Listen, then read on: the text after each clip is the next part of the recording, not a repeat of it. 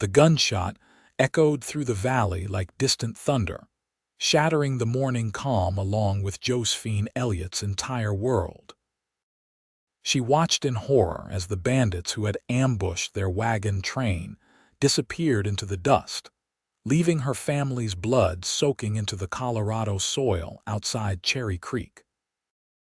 By the time the sun had set that terrible day in 1875, Josephine was the only survivor, and though she still drew breath, her voice had vanished along with everything she'd ever loved. Nathan Westfield found her 3 days later, curled beneath the overturned wagon, eyes wide and unblinking, throat parched, but refusing every attempt to coax a word from her lips. The tall cowboy had been tracking the same gang that had destroyed her life, following a trail of similar attacks across the territory. He hadn't expected to find anyone alive. "Miss, can you hear me?"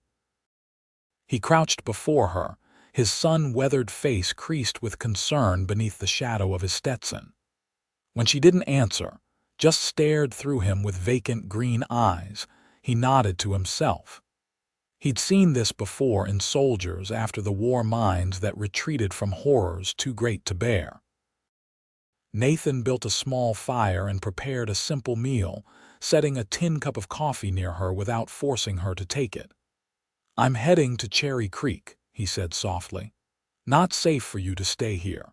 Those men might return." She made no response, but when he carefully helped her onto his horse, she didn't resist. As they rode toward town, her rigid body gradually softened against his chest, exhaustion winning over fear.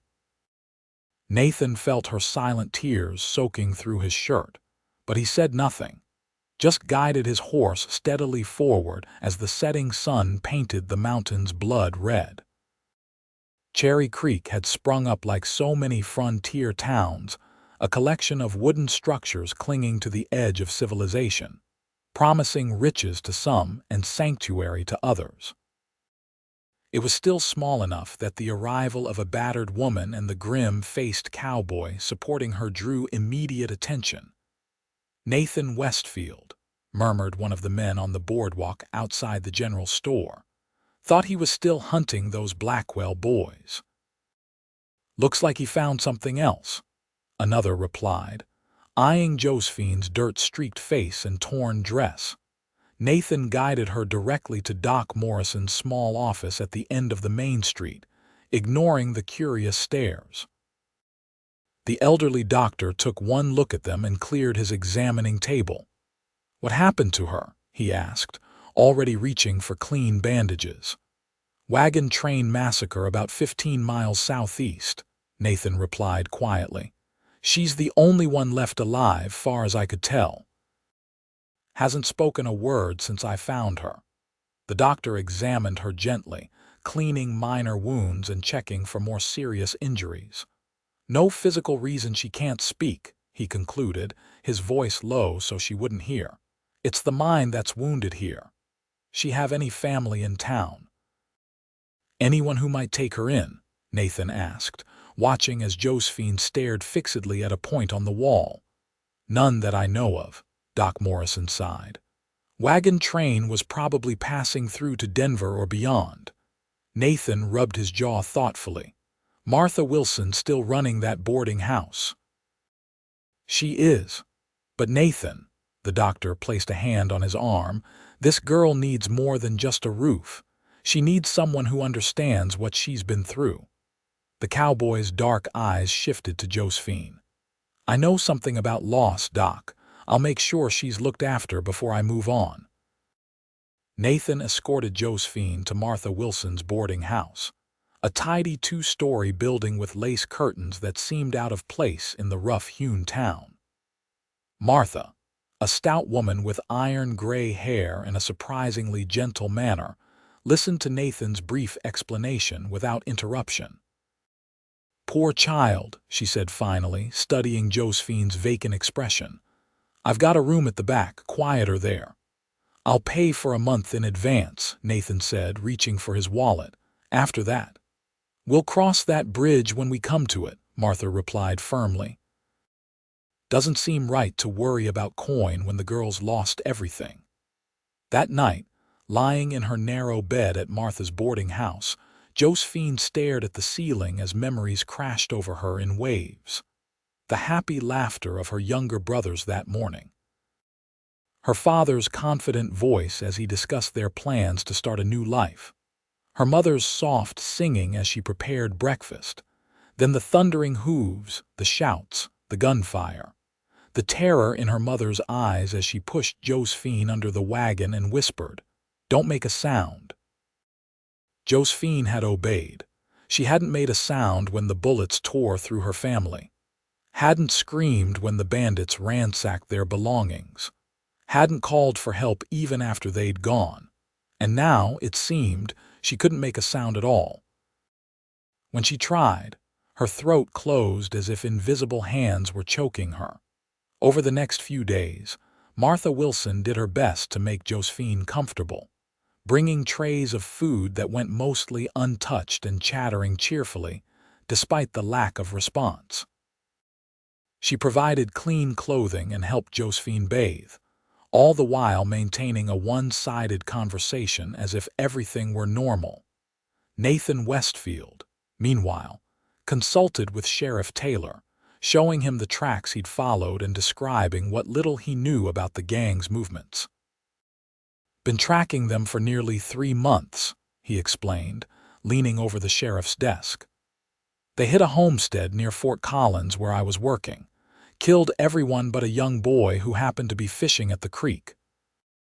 I found him after, much like this girl, couldn't speak, could barely function." "What happened to him?" Sheriff Taylor asked. Nathan's expression darkened. "His uncle came for him eventually. Don't know if he ever recovered." He straightened up. "I aim to make sure these men don't destroy any more lives. You planning to go after them alone?" The sheriff looked skeptical. "That's a job for the law, Westfield." "With respect, Sheriff, the law hasn't done much to stop them so far." Nathan's voice remained level, but there was steel beneath the words. "I'm not asking for permission, just letting you know why I'm here," the sheriff sighed. "At least wait until I can send some telegrams. Might be able to get a proper posse together if these are the same men hitting towns across the territory." Nathan nodded reluctantly. "I'll give you 3 days. Then I'm riding out with or without your posse." Each evening, Nathan visited the boarding house to check on Josephine. He would sit in the parlor and Martha would bring her down, settling her in a chair by the window. Nathan would talk quietly, sometimes about mundane things like the weather or town gossip, sometimes about his own past. He never mentioned the attack or pressed her to speak. He simply offered his presence, steady and unthreatening. "My ranch is north of here," he told her one evening as the sun painted the parlor golden. "Nothing fancy, just a small spread with enough cattle to keep me busy. Built the cabin myself after the war." He paused, studying her face for any reaction. "It's quiet there, peaceful, good place to heal." Josephine's eyes flickered to his face briefly before returning to the window. It was the first sign she'd given that she heard him at all, and Nathan felt a small surge of hope. On the 5th day, Martha reported a small breakthrough. "She's eating more," she told Nathan when he arrived for his evening visit. "And this morning, she picked up a broom and started sweeping. Didn't say anything, mind you, but it's the first time she's shown interest in anything." "That's good," Nathan said, his usual stoic expression warming slightly. "She's starting to come back." When Josephine came downstairs, Nathan noticed she'd combed her auburn hair and changed into a fresh dress.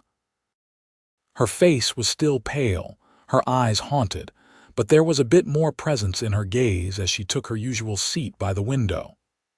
"I found out more about the men who attacked your wagon train," Nathan said carefully, watching for signs of distress. "Sheriff's got information that matches them to at least 4 other attacks. There's a larger posse forming now, planning to ride out in 2 days. Josephine's hands tightened in her lap, knuckles whitening. Nathan immediately changed the subject. Martha tells me you've been helping around the house. That's good. Keeping busy can help. He hesitated, then added, I want you to know you're not alone, Miss Elliott.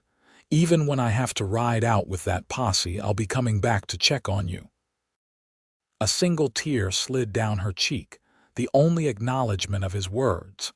The next morning, Nathan was preparing his gear for the upcoming pursuit when Martha Wilson burst into the livery stable, her normally composed face flushed with alarm. She's gone, Nathan. Josephine's gone. What do you mean gone? He demanded, dropping the saddle he'd been inspecting. I went to bring her breakfast and her room was empty. Bed not slept in. Back door standing open, Martha wrung her hands. I've asked all over town. No one's seen her, Nathan's mind raced. Her things. Were they gone too? Nothing to take, Martha said. Just the dress she was wearing yesterday. She heard me talking about the posse, Nathan muttered. Damn it. She might think we're abandoning her, or... A more chilling thought struck him, or she might be trying to go after them herself. Within 20 minutes, Nathan had gathered supplies and saddled his horse. Sheriff Taylor stood by, shaking his head. She can't have gotten far on foot, the lawman reasoned. Probably just wandered off in confusion. She's not confused, Nathan replied grimly. She's hurting and scared, but her mind's working fine. He swung into the saddle. I'll find her before nightfall. What about the posse? We're supposed to ride out tomorrow. Nathan's face hardened. You go ahead if I'm not back. This takes priority. He rode first to the site of the massacre, pushing his horse harder than he should have across the rugged terrain. The burned remains of the wagons were still visible, black scars against the prairie. Nathan dismounted and studied the ground carefully, looking for fresh tracks among the confusion of hoofprints and wagon wheels. There a woman's boot print, smaller than a man's, pressed into a patch of soft earth near what had been the lead wagon. Nathan followed the trail slowly, reading the story it told. She had walked around the site, stopping at certain points probably where family members had fallen. Then the tracks led away, not back toward Cherry Creek but further southeast. Following their trail, Nathan muttered. The realization sent a chill through him. Josephine was tracking the same gang he'd been hunting, with no weapon, no supplies, and no voice to call for help if she found trouble. The sun was high overhead when he spotted her, a small figure trudging determinedly across a grassy ridge. Nathan approached slowly, not wanting to startle her. When he was within earshot, he called out gently. Miss Elliott. Josephine. She froze, then turned.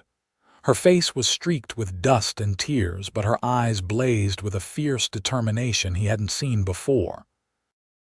Nathan dismounted and walked toward her, leading his horse. Everyone's worried about you, he said. Martha's beside herself. Josephine made a dismissive gesture, then pointed insistently in the direction she'd been walking. I know, you're following them, he nodded. But this isn't the way, Josephine. These men are dangerous. They've killed dozens of people. She jabbed her finger more forcefully, her face contorting with frustration at her inability to communicate the depth of her need for justice or revenge. I understand, Nathan said quietly. Better than most. My wife and daughter were killed by raiders during the war. I spent 2 years tracking the men responsible. Surprise flickered across her face, followed by a question in her eyes. Did I find them? Nathan interpreted. Yes, and I killed them, all 3. He took a step closer. And it didn't bring Emma and little Sarah back. Didn't even bring me peace. Josephine's shoulders slumped slightly, but the determination remained in her stance. I'm going after them, Nathan continued, but I'm doing it with a posse, with men who know this territory and how to fight. And I'm doing it because it needs to be done, not because I think it will heal what's broken inside me. He held out his hand.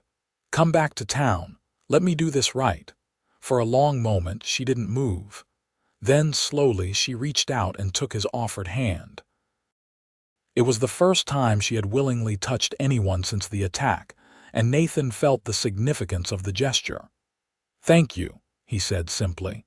They rode back to Cherry Creek in silence, Josephine sitting behind him, her arms tentatively circling his waist. The physical contact seemed to exhaust whatever strength she had mustered for her solitary mission, and by the time they reached town, she was leaning heavily against his back. Martha was waiting on the porch of the boarding house, relief washing over her face as they approached. "Thank the Lord," she breathed. "I've been praying all day." Nathan helped Josephine dismount, supporting her as her legs threatened to buckle. "She needs rest," he said, "and something to eat." "Already got stew simmering," Martha assured him, taking Josephine's arm. "Come on, dear. Let's get you settled." Before they went inside, Josephine turned to Nathan with a questioning look. "Yes," he said, understanding her unspoken query. "I'm still riding out with the posse tomorrow, but I promise I'll come back." The next morning, Nathan joined 15 other men gathered in front of the sheriff's office. They were a mixed group, lawmen from neighboring towns, ranchers whose properties had been targeted, a few professional trackers. All had personal reasons for wanting to see the gang brought to justice. As Nathan checked his rifle one last time, he noticed a slight figure standing in the shadow of the general store across the street. Josephine was watching, wrapped in a shawl despite the warmth of the morning. Their eyes met briefly, and Nathan touched the brim of his hat in acknowledgement. She gave a small nod in return. The posse rode out at first light, following the trail Nathan had been tracking for months. The gang had grown bolder with each successful raid, leaving clearer signs of their passage. According to the telegram Sheriff Taylor had received, they were known as the Blackwell Gang, led by 3 brothers with a reputation for unusual cruelty. "They don't just kill for the valuables," explained a deputy from Fairplay as they rode. "Seem to enjoy the terror they cause. Leave survivors sometimes, just so word spreads." Nathan thought of Josephine's silent suffering and his jaw tightened. "Not this time," he said. For 6 days they tracked the gang through rough country, finding evidence of their camps and occasionally hearing reports from isolated homesteads of armed men passing through. On the 7th day, they found fresh tracks leading toward an abandoned mining camp nestled in the foothills. "Perfect hideout," the sheriff mused as they surveyed the collection of dilapidated structures from a distant ridge. "Defensible position, good view of anyone approaching." "But only one real escape route," Nathan pointed out, indicating the narrow pass behind the camp. "If we split our forces, come at them from both directions." They made their plan carefully, positioning men to cover all possible routes. Nathan joined the main group that would approach from the front, drawing the gang's attention while a smaller contingent circled around to block the pass. The attack began at dawn. The first shots alerted the gang, who responded with a barrage of gunfire from the buildings. The posse took cover behind rocks and trees, returning fire methodically. Nathan saw one man fall from the doorway of the largest structure, but the others were well protected. The firefight continued for nearly an hour, neither side gaining a clear advantage, until Nathan heard the signal 3 quick shots from the pass behind the camp. The second group was in position. "They're surrounded," Sheriff Taylor shouted. "Lay down your weapons and come out with your hands up." There was a moment of tense silence, then a voice called from the main building. "We got supplies to last weeks. You boys'll get tired and go home long before we do. Your choice," the sheriff called back. "Surrender now or we burn you out." The answer came in the form of renewed gunfire.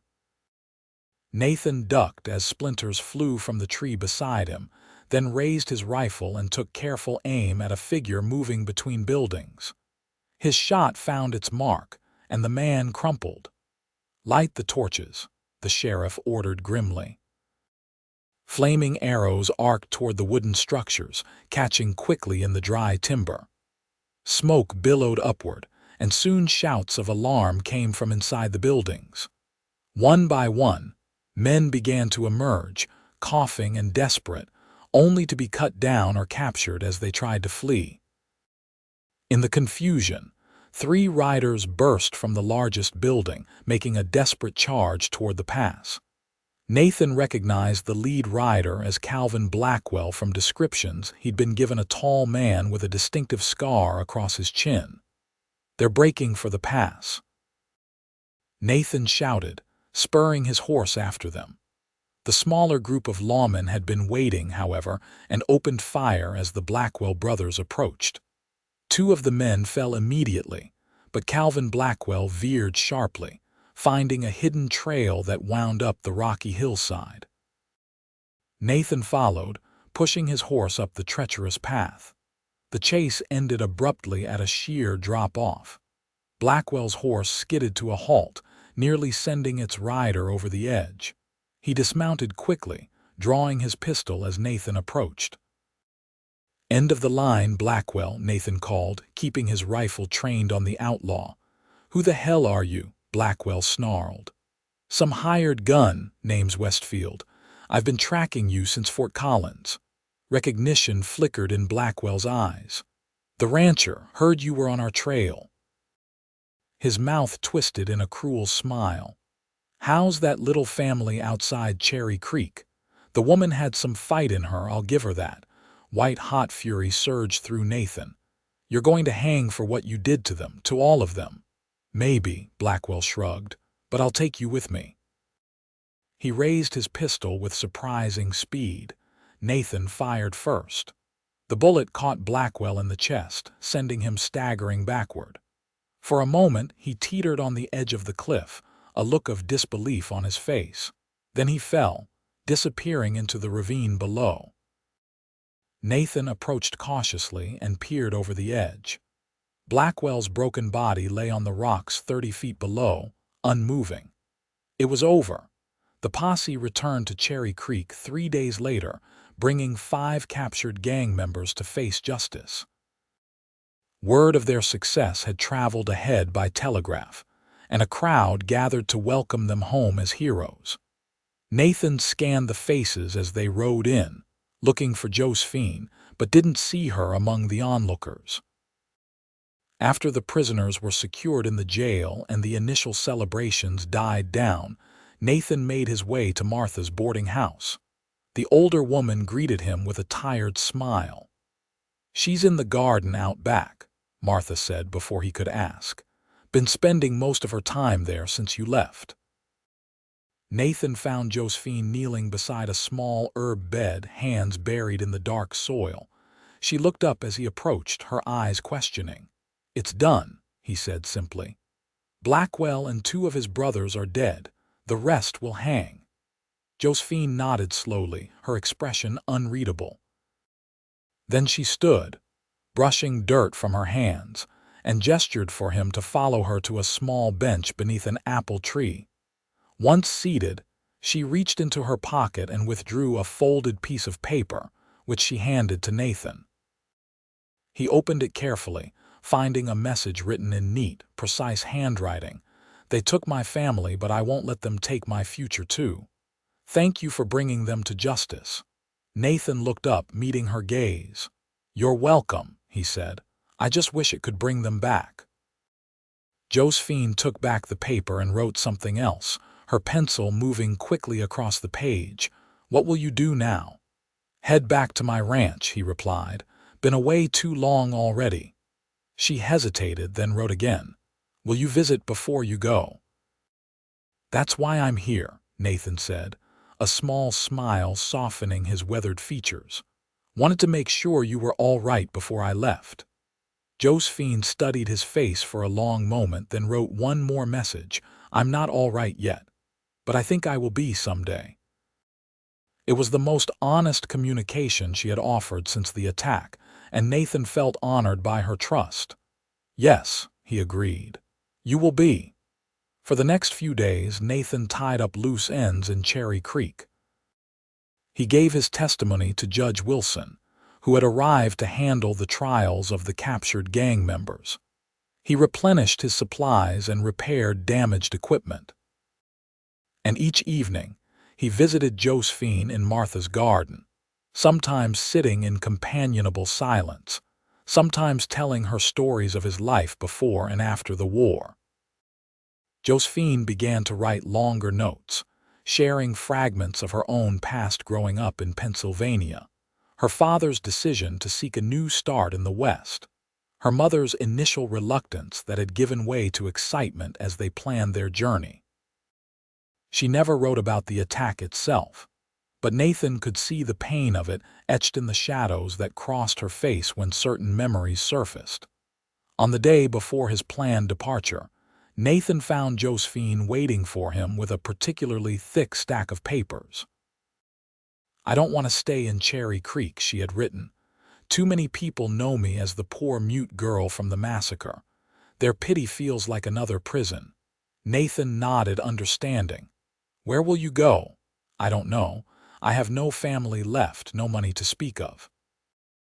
Martha has been kind, but I can't impose on her forever."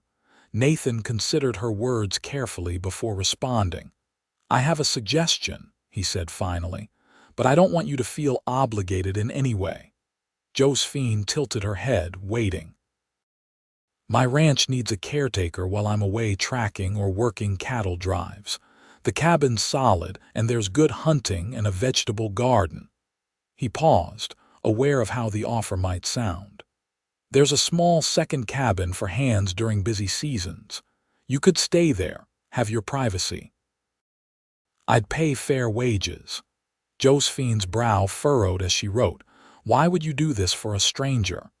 "You're not exactly a stranger anymore," Nathan pointed out. "And maybe I understand something about needing a quiet place to heal."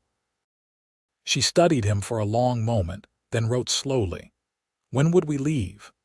"Tomorrow, if that suits you," Nathan replied, trying to hide his relief at her acceptance. "It's a 3-day ride north." Josephine nodded and stood, signaling the end of their conversation.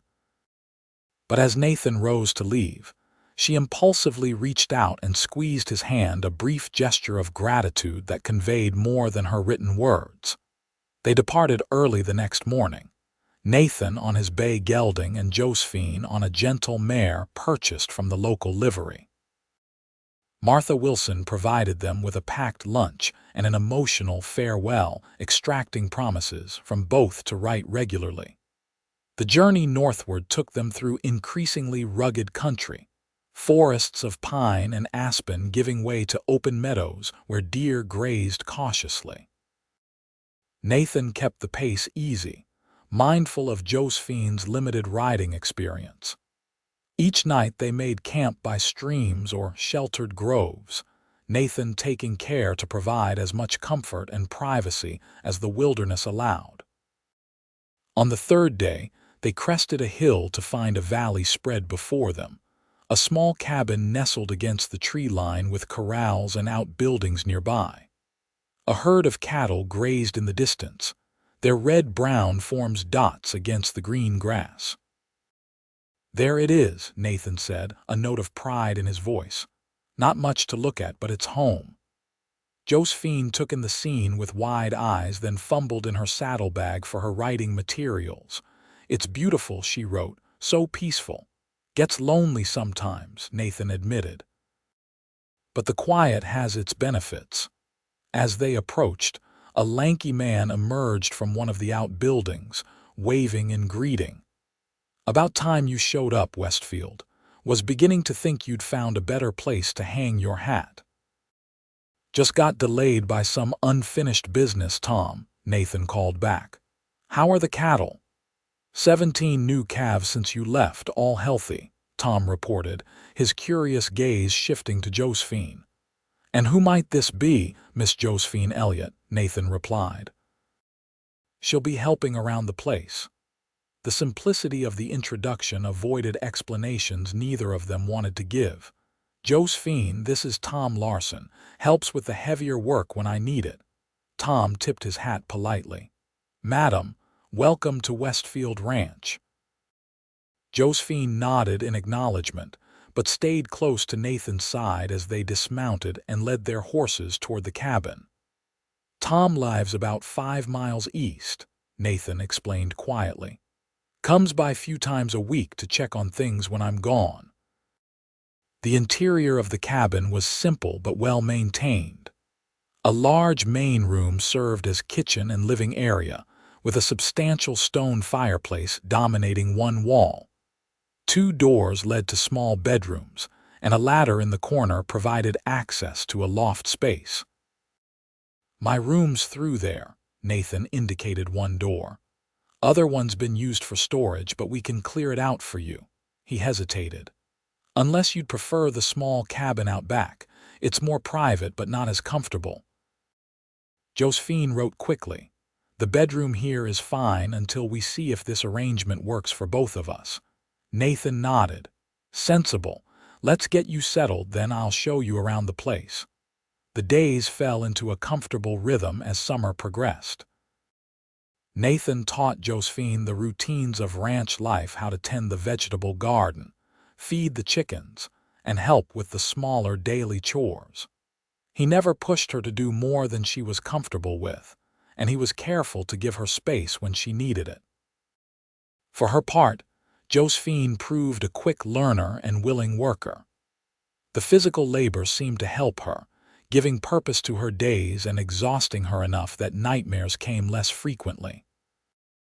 She took particular interest in the garden, expanding it with herbs and flowers that added color to the rustic cabin. Communication remained written for the first few weeks, with Josephine carrying a small slate and chalk for brief messages during the day. In the evenings, they would sit by the fire, and she would sometimes write longer thoughts in a journal she shared with Nathan.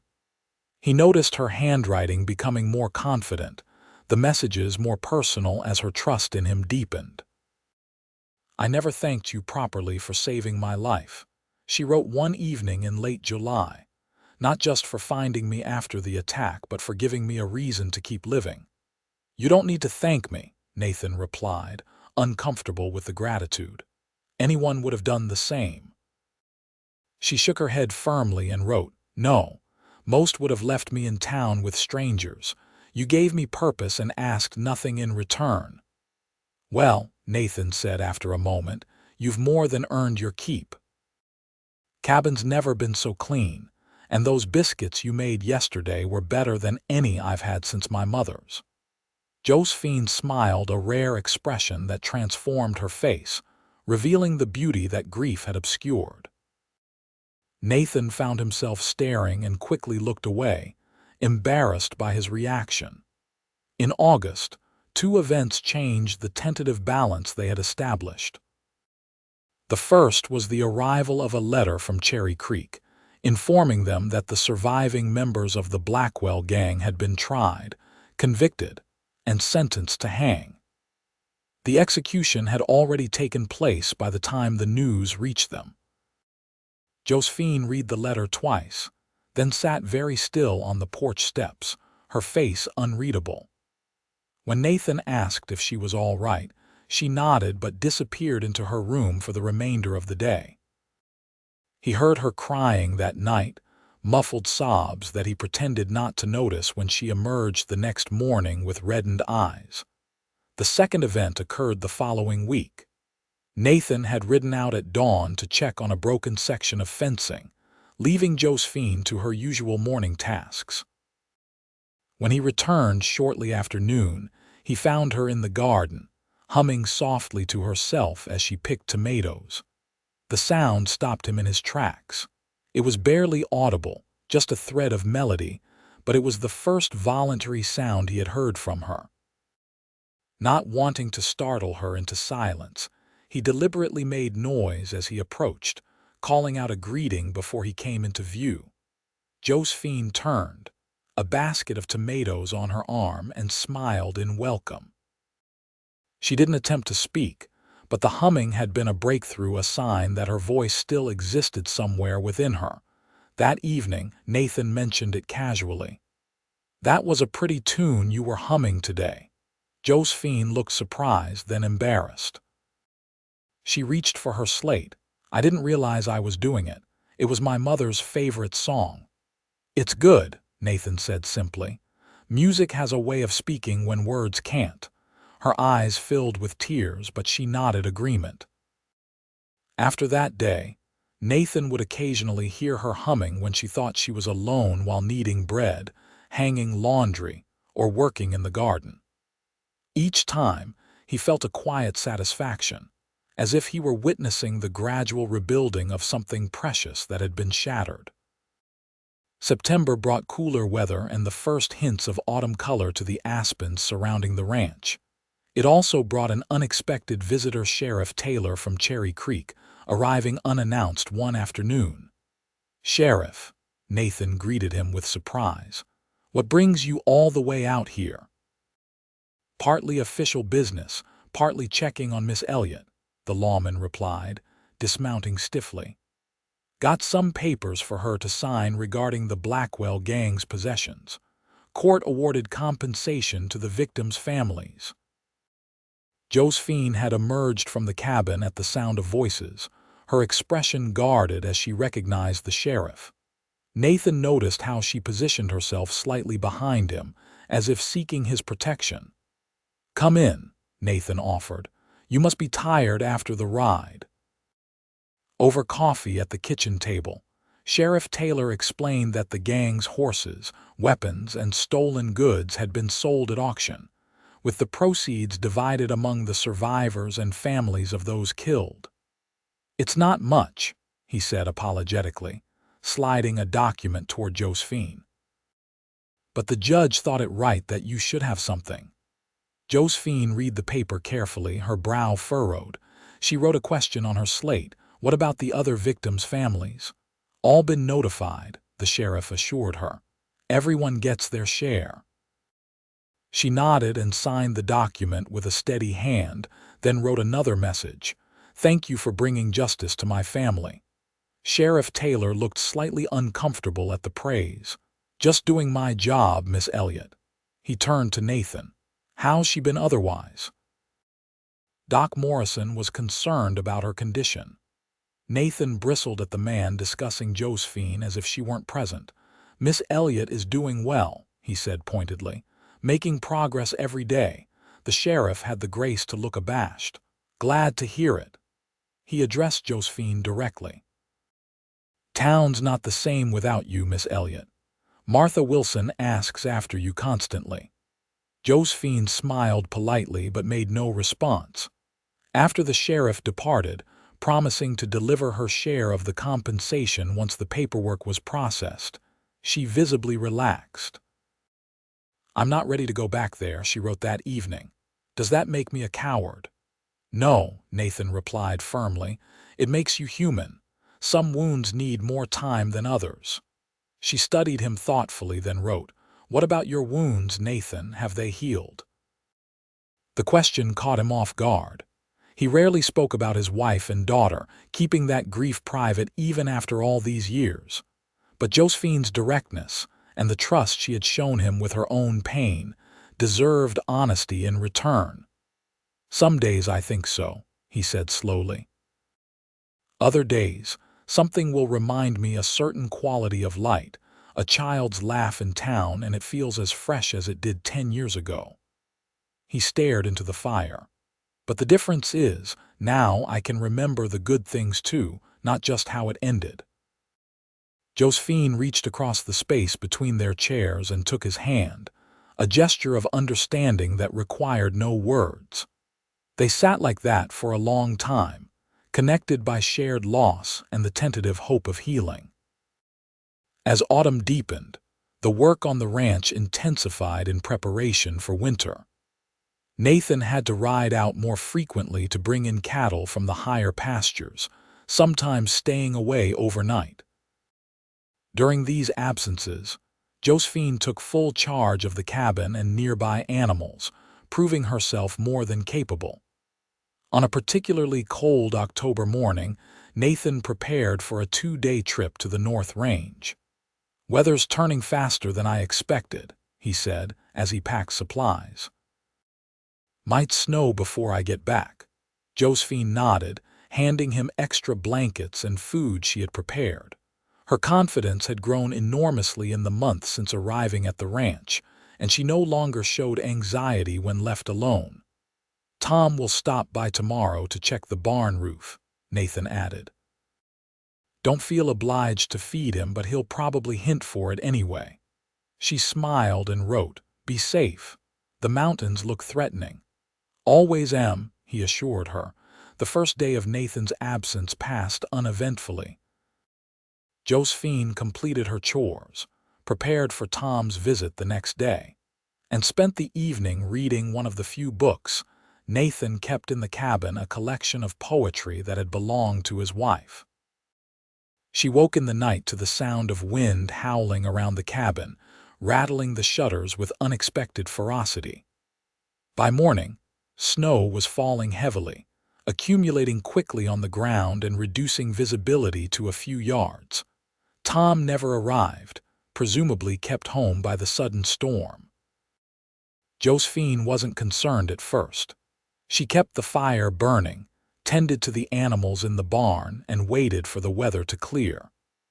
But as a second night approached with no sign of Nathan and the storm showing no signs of abating, worry began to gnaw at her. She knew the dangers of the mountains in winter, how quickly a blizzard could disorient even experienced travelers, how deadly the cold could be to man and horse alike. Nathan was capable and prepared, but no one was immune to the mountain's harshness. By the third morning, with nearly 2 feet of snow outside and still no Nathan, Josephine made a decision. She dressed in layers of clothing, packed food and medical supplies, and prepared Nathan's second-best horse, a sturdy black gelding accustomed to snow. The journey was grueling. The trail Nathan would have taken was barely visible beneath the snow, and the wind continued to drive icy particles against her face. Josephine relied on landmarks he had pointed out during previous rides, a distinctive outcropping of rocks, a lightning-struck pine, the curve of the stream that ran down from the higher pastures. For hours she pushed on, stopping occasionally to call for Nathan using the small tin whistle he kept for signaling cattle. Her voice might be silent, but she could make herself heard this way, the high piercing notes carrying across the snow-muffled landscape. It was late afternoon, with the weak winter sun already sliding toward the horizon when she found him. Nathan's horse had slipped on an icy slope, throwing him against a rock. The animal stood nearby, reins tangled in a bush, while Nathan lay half buried in snow, one leg bent at an unnatural angle. He was conscious but disoriented from cold and pain. "Josephine," he mumbled as she knelt beside him, disbelief in his voice, "you shouldn't be out here." She ignored his protest, focusing on assessing his injuries. The broken leg was the most serious, but he also had a gash on his forehead that had bled freely before the cold stemmed the flow. Working quickly, Josephine fashioned a splint from branches and strips of blanket, then helped Nathan onto her horse, mounting behind him to support his weight. The return journey was slower and more perilous with darkness falling. Josephine kept the horse moving steadily, one arm wrapped around Nathan to prevent him from falling as shock and cold made him drift in and out of consciousness. When they finally saw the lights of the cabin, Nathan roused enough to murmur, "Never thought I'd be so happy to see that old place." Getting him inside was a struggle, but Josephine managed through sheer determination. She built up the fire, prepared the bed, and cut away his frozen clothing. The broken leg needed proper setting, a task beyond her skills, but she stabilized it as best she could and treated the head wound with clean bandages. Throughout the night, she kept vigil, applying warm compresses to restore circulation to his extremities and forcing sips of broth between his cracked lips. By morning, Nathan's fever had risen alarmingly, his skin hot to the touch as infection threatened. Tom Larson arrived shortly after dawn, having made his way through the snow as soon as the worst of the storm passed. He found Josephine exhausted but resolute, communicating through written notes what had happened and what needed to be done. "I'll ride for Doc Jenkins," he promised, taking in Nathan's condition with concern.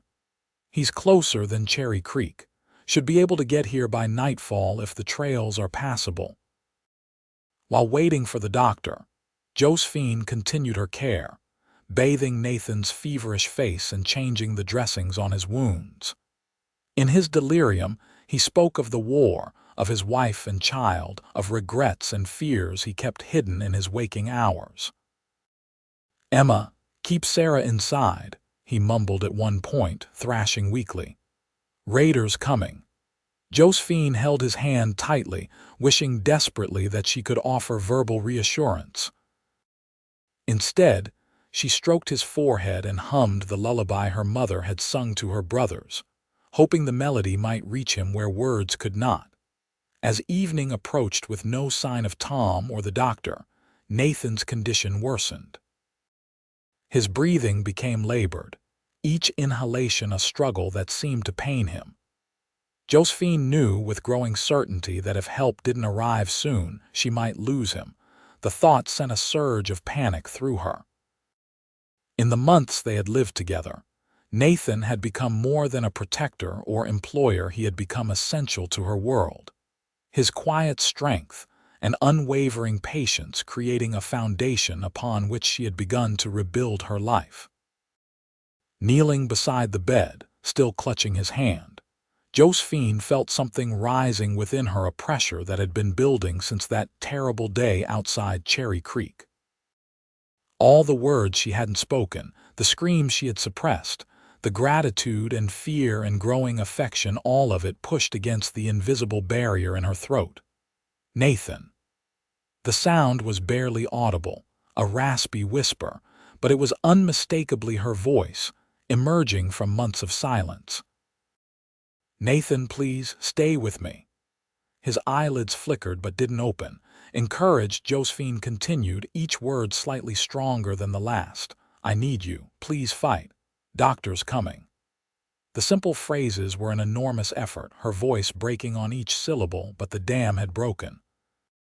When Doc Jenkins finally arrived, guided by Tom through the snowy darkness, he found Josephine speaking to Nathan in a hoarse whisper, telling him stories of her childhood, describing the spring flowers she planned to plant in the garden, promising a future if only he would hold on. The doctor worked quickly, properly setting the broken leg and treating the infected head wound with carbolic acid. "You did well," he told Josephine after examining Nathan thoroughly. "Saved his life, bringing him in when you did. Will he recover?" The words were painfully forced, but understandable. Doc Jenkins looked surprised at hearing her speak but didn't comment on it. "Good chance if we can break the fever.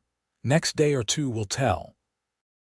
For 3 days, Nathan hovered between life and death, his fever spiking dangerously before finally breaking on the 4th night.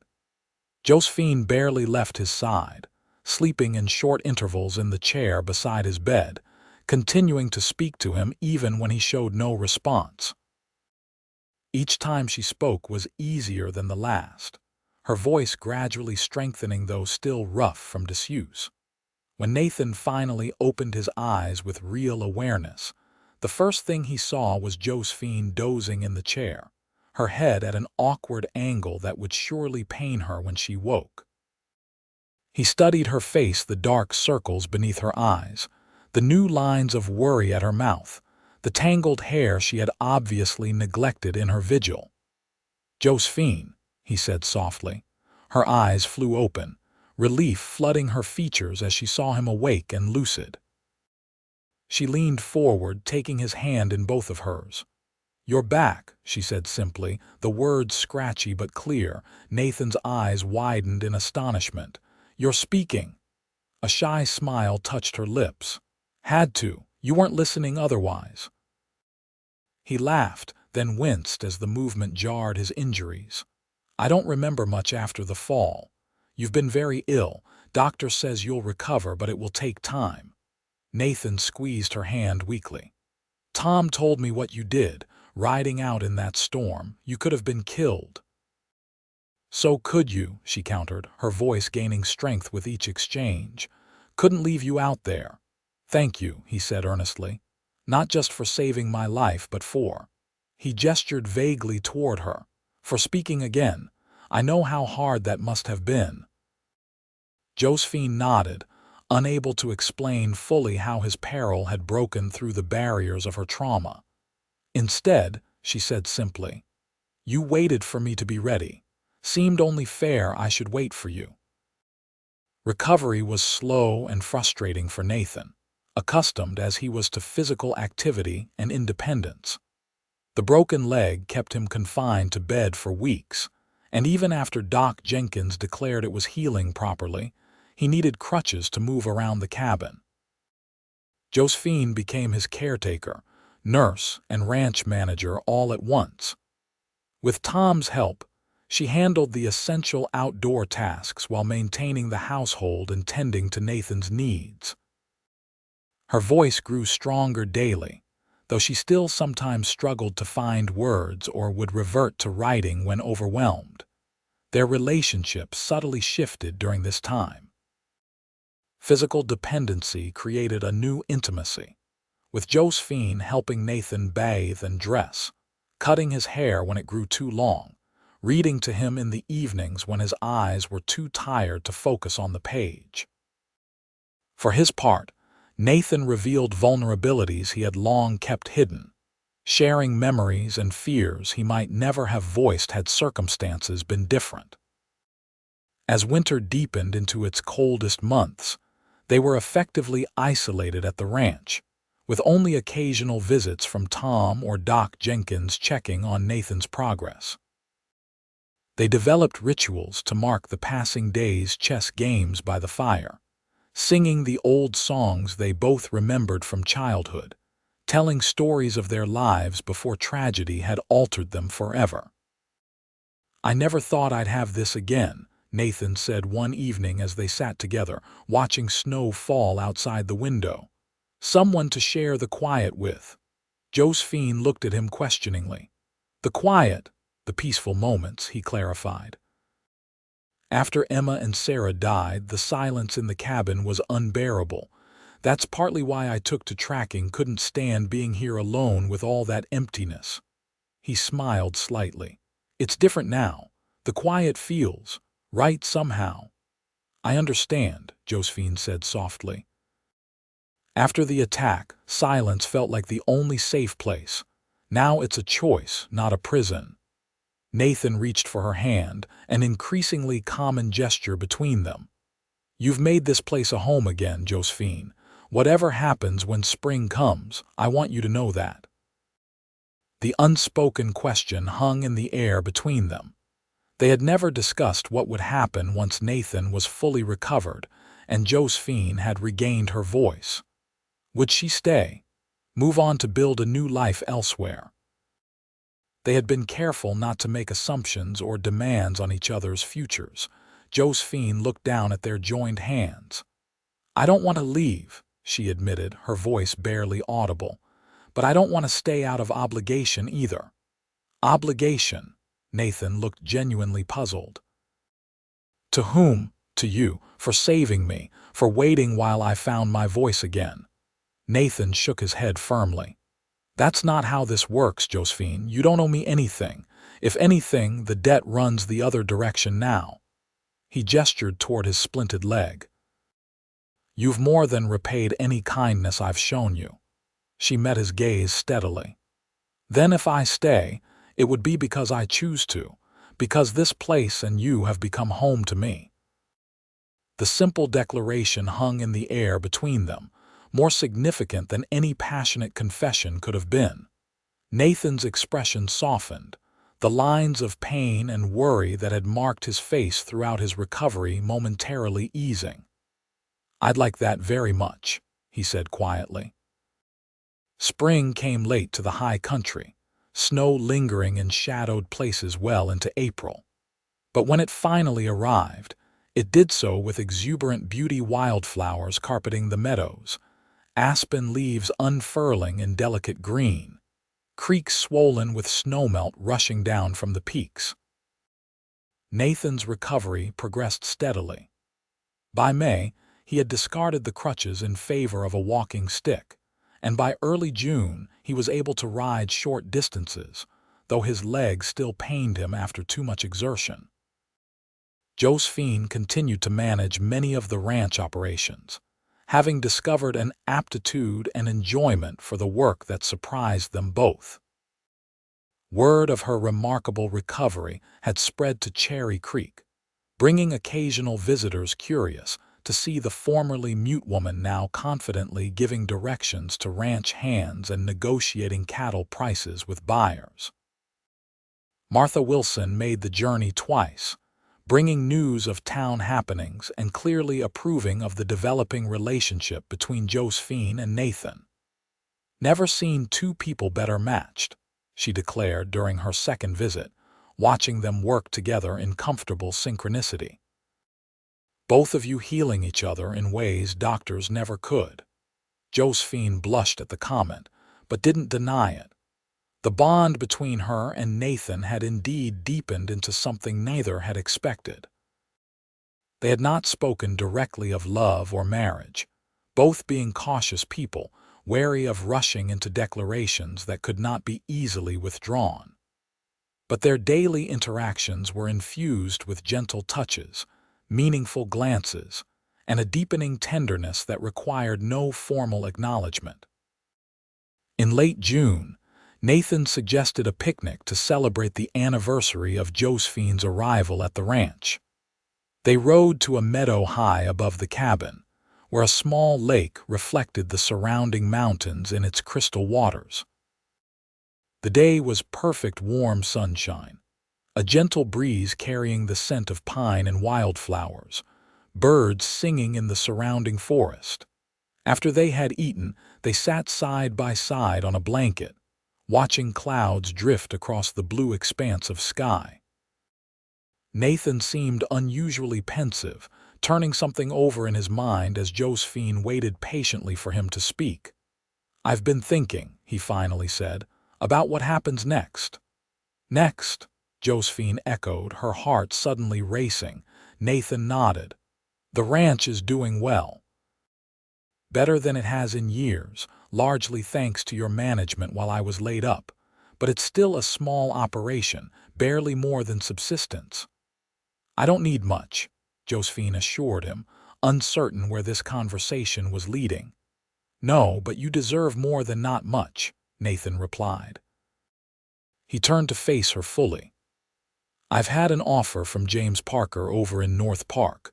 Wants to buy 50 head of cattle and hire me to help manage his expanding operation. It would mean good money, maybe enough to build that proper house I've been talking about." Josephine tried to hide her disappointment.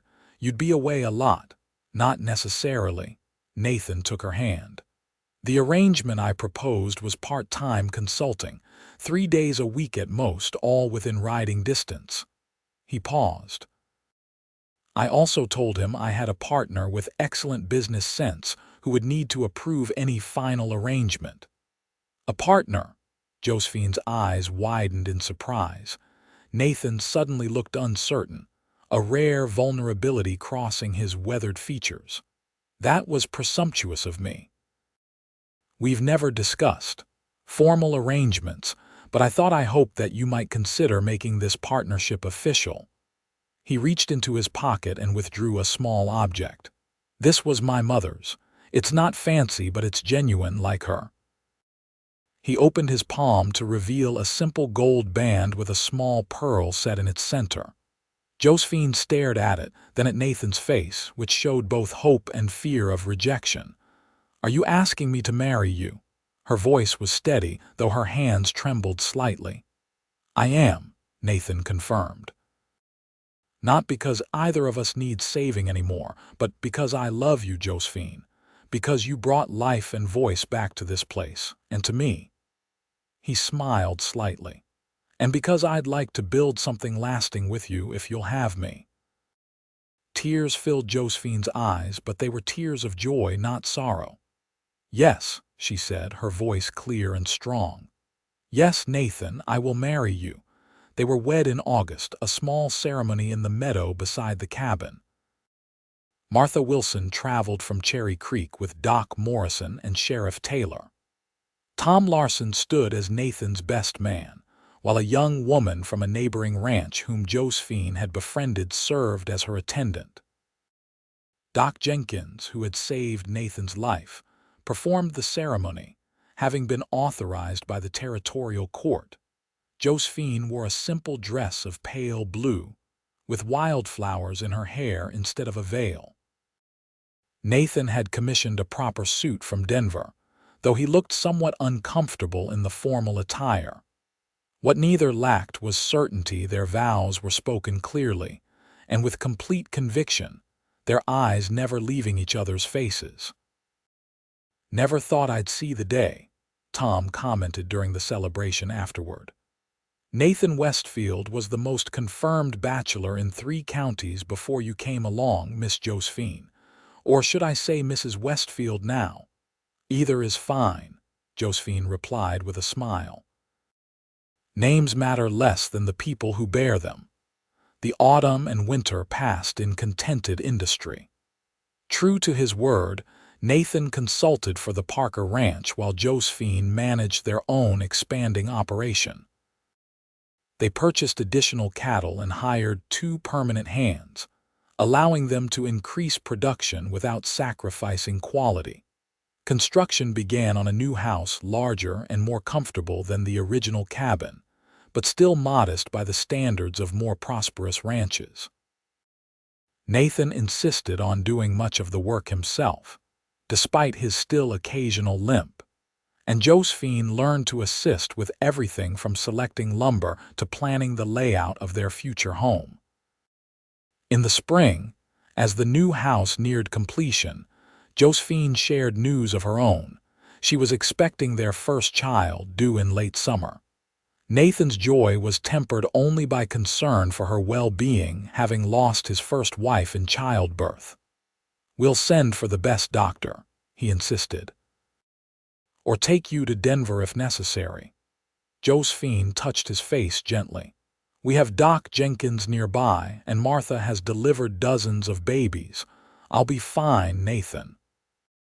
Despite her reassurances, Nathan fretted throughout her pregnancy, completing the house with almost frantic energy and insisting she rest more than she thought necessary.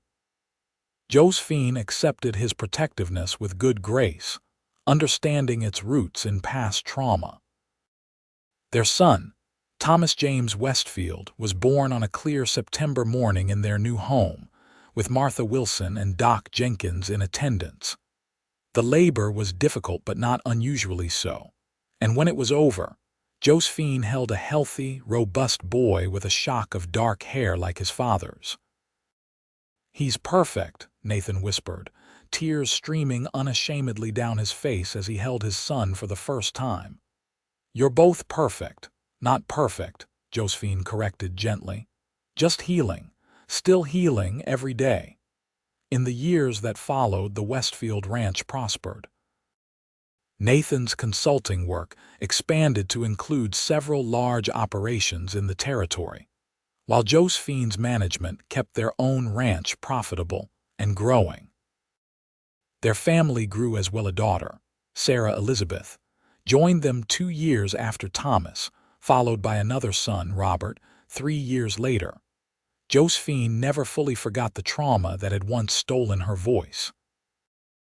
On certain days, the anniversary of the attack, or when news came of similar violence elsewhere, she would grow quiet, sometimes even reverting temporarily to written communication when emotions threatened to overwhelm her ability to speak. But these episodes grew less frequent and less intense with time, each passing year adding distance between her present happiness and past suffering.